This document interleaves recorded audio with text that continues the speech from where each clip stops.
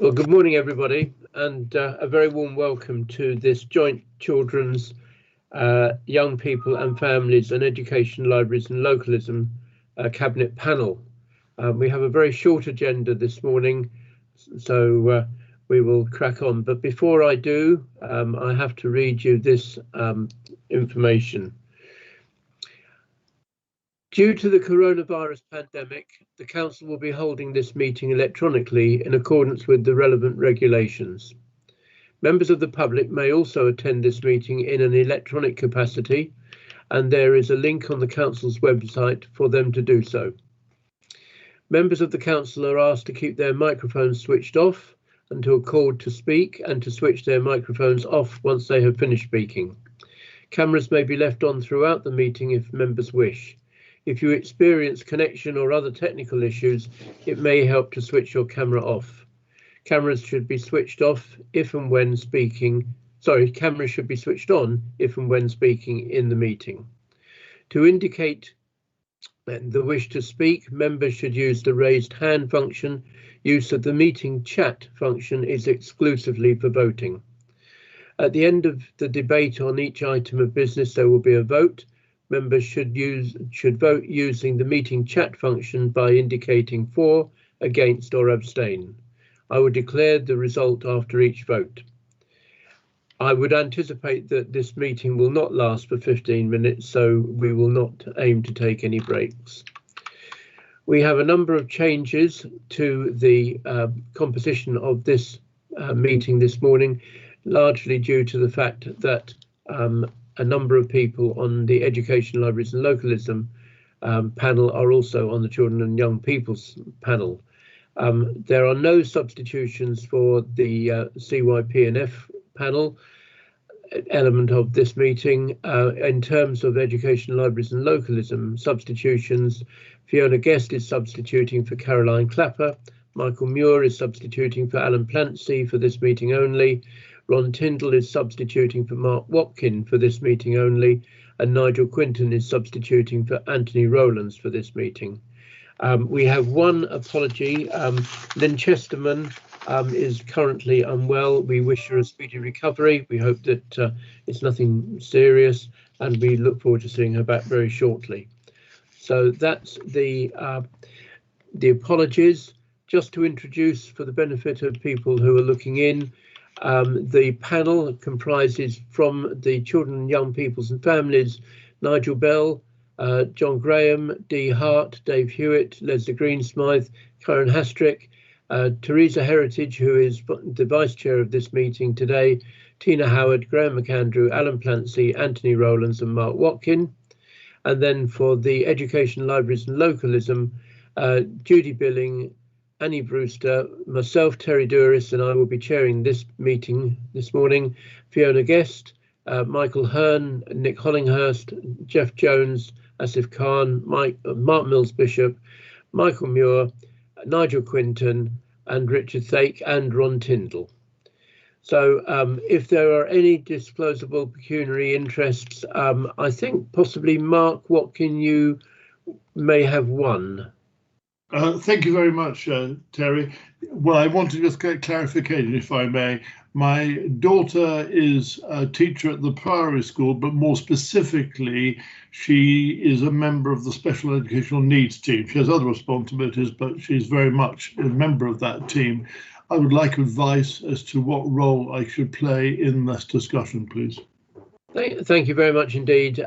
We have clarified, and it is in meeting chat, that you are okay to vote. But you have done the right thing by declaring an interest at the start of the item. So thank you very much indeed, Mark. Thank you, Terry.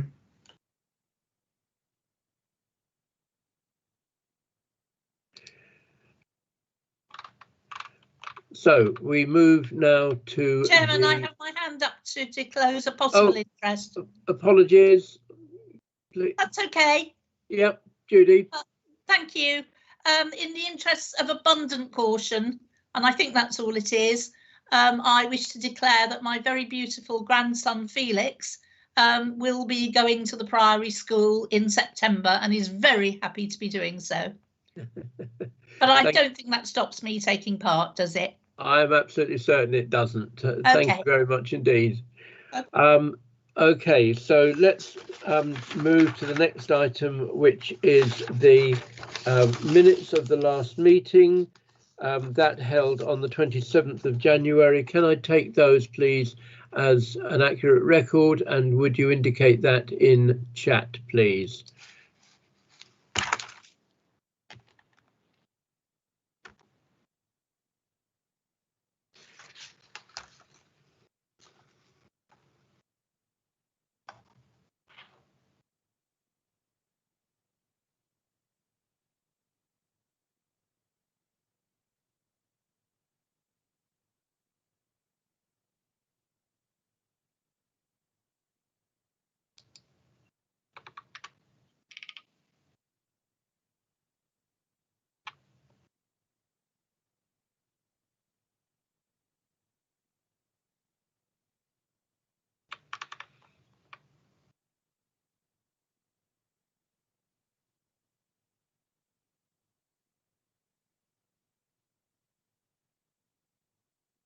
I think we can take those as being agreed. Thank you all very much indeed.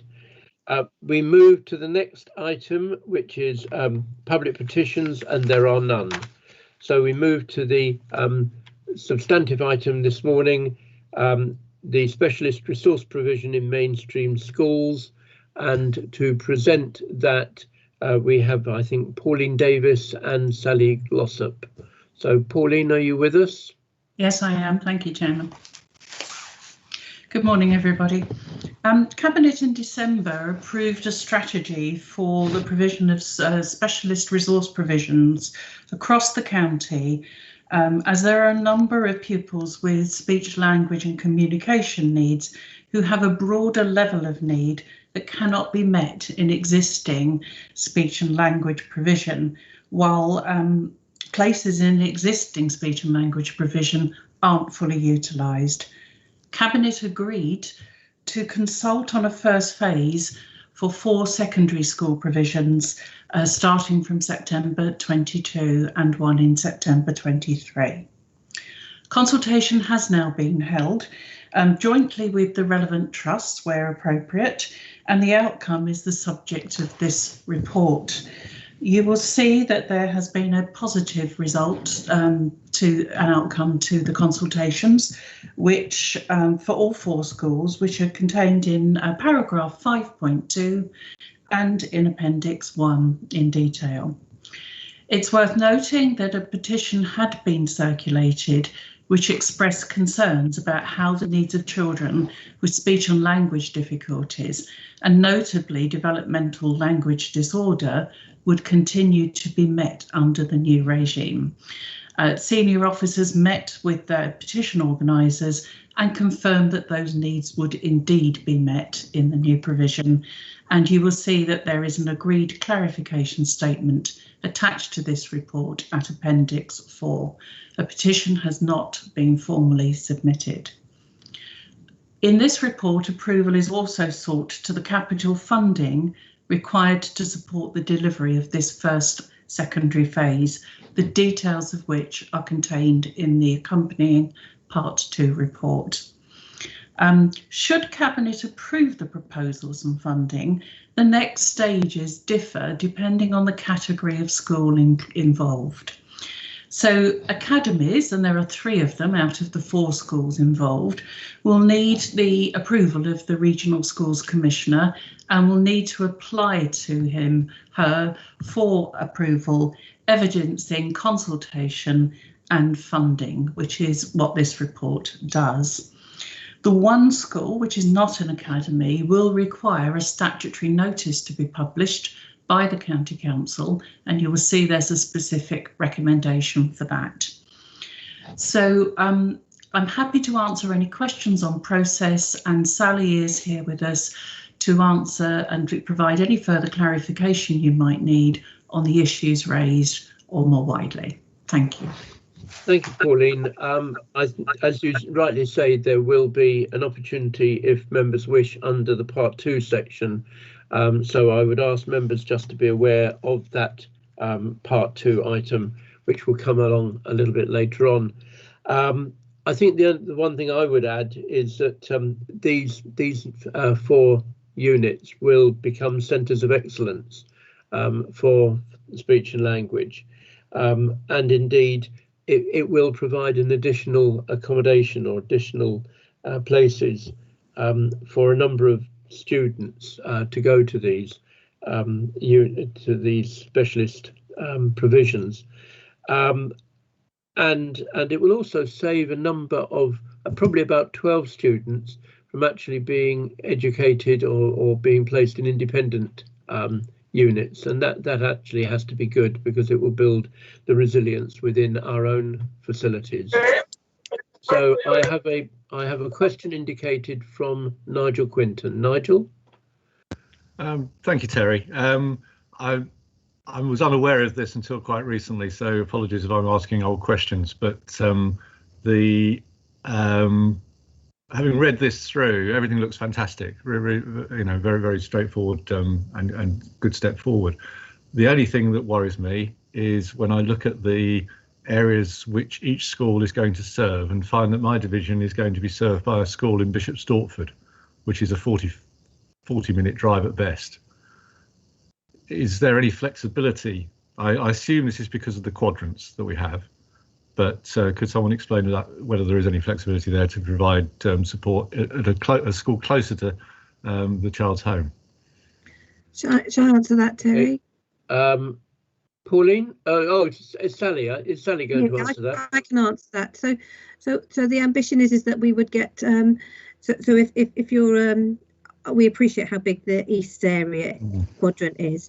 So if it would make more sense for a child to go to Bushy Meads or Longdean or indeed the Priory, that would be. We will always take distance into account when we're looking at placing, because it would be closest.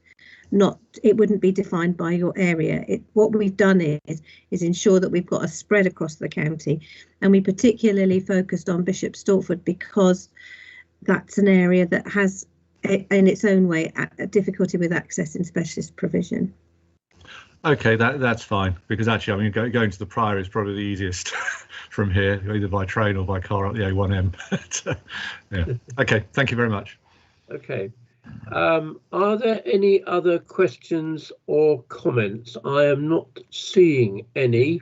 I've got my hand up, Chair, I think. Oh, I apologise. Right, Graham, Andrew. Right.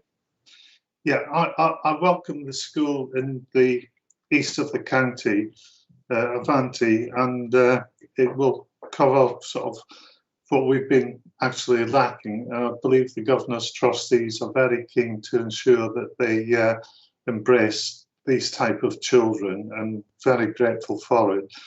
I do realise the school's not going to open until 2023, I do believe, but I'm sure it'll have the facilities to deal with all these children inbuilt from the very beginning, rather than having to sort of reorganise the sort of classrooms, etc. And they'll make sure they'll have the right equipment and teaching staff there. Thank you. I think it's fair to say that all the schools, all the 4 schools, have expressed an absolute enthusiasm, and so has the Hertfordshire Parent Carers Association. Avanti School, as you rightly say, will not come online until 2023, but they also have expressed an absolute commitment to this, and that's good, because that will serve the growing population in the Bishop Stortford and the East Herts district, subject to what Sally has already said. Yeah. And I think that I would simply add that this does demonstrate the commitment that we've got, that was set out in the integrated plan to support specialist provision and special schools across the county. And I think it is a major step forward. I think that everybody recognises that. And it will be a benefit to all the schools. It'll be a benefit to all the schools, but importantly to all the children for whom the specialist resource provision is going to provide that facility. I'm not seeing any other hands, so I need to just. Terry, there's Mark and there's Judy. Oh, I'm sorry. For some reason my hand is slow, and I haven't actually seen Mark's hand at all, actually. But In I'll take Judy, and then I'll come to Mark. Is that Mark Watkin? Yeah. Oh yeah. I'm waving furiously, Terry.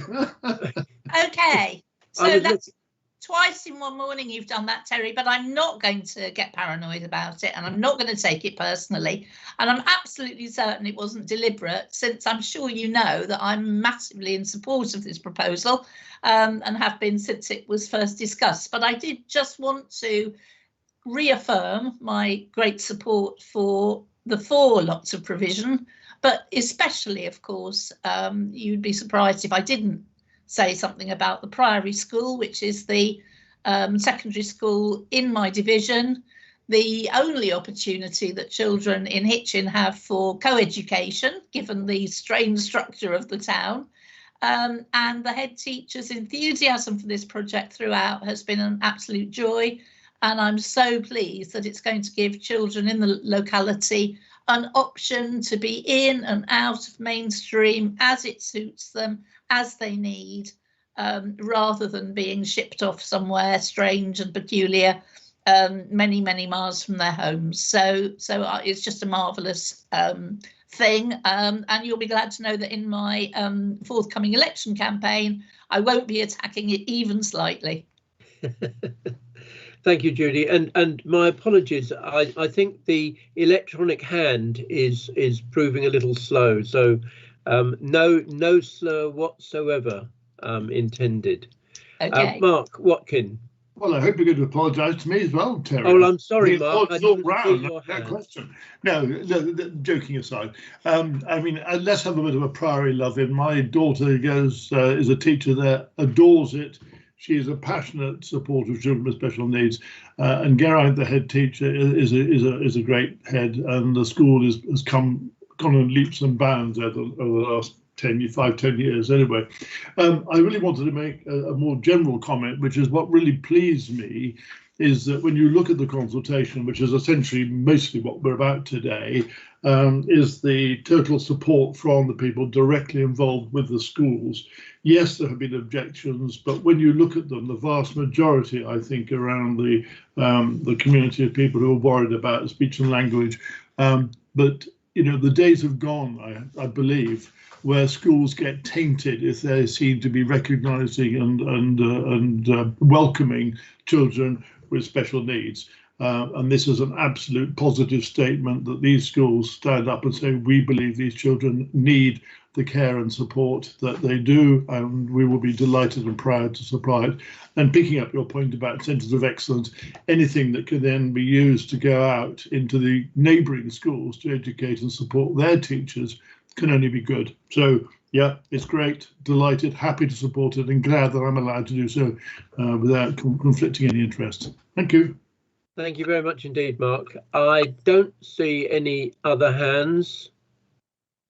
So on that basis, by virtue of Schedule 12A of the Local Government Act 1972, I move that we move to the Part 2 item, and as such that members of the press and public be excluded, and that we will come back once we have considered the item in the Part 2 papers.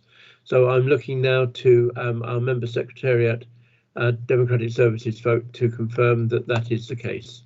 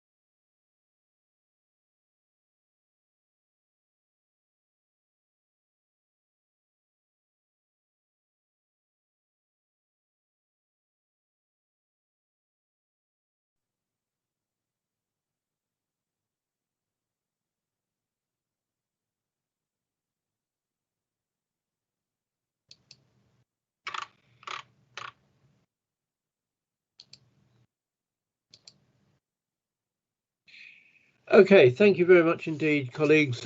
You have heard the details discussed in the part 2 item. The recommendations are as set out in paragraph 3.1, that the joint panel is asked to recommend to Cabinet the details as set out, basically to approve the proposals in phase 1 of the specialist resource provision strategy, and then also in little 2 and little 3. So if I could ask you to vote, or does anybody have any other comments to make before we go to the vote?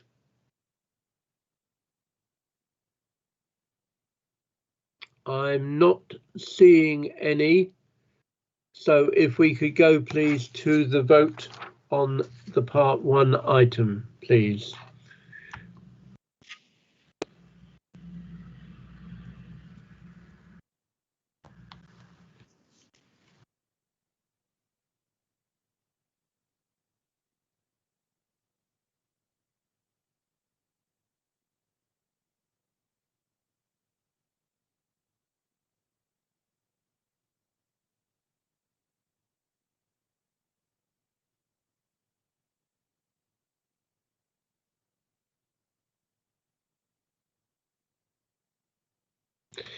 Thank you very much indeed. I can confirm that that has now been agreed. So that part of item 4 of the agenda, any other business, there is none. If there will be another meeting of the joint panel if it is so required. We don't have a meeting date scheduled at the present time. But just before I ask you to sign off, it is now 9:58. I would ask you all please to sign out of this meeting and then to sign in for those of you on the Children's Services and Young People's and Families panel to sign back in to the new meeting at 10:10. And thank you all very much indeed for your attendance and your contributions today. So just a reminder, the next meeting is a new meeting starting at 10:10. So if you could sign out from now and then sign into that one. So I bid you good morning. Thank you. Goodbye, Terry. Good morning. Thanks, Thank Chair. you. Thanks, Bye. Terry. Thank you. Bye. Bye. Thank you. Bye-bye. Bye I now. hope nobody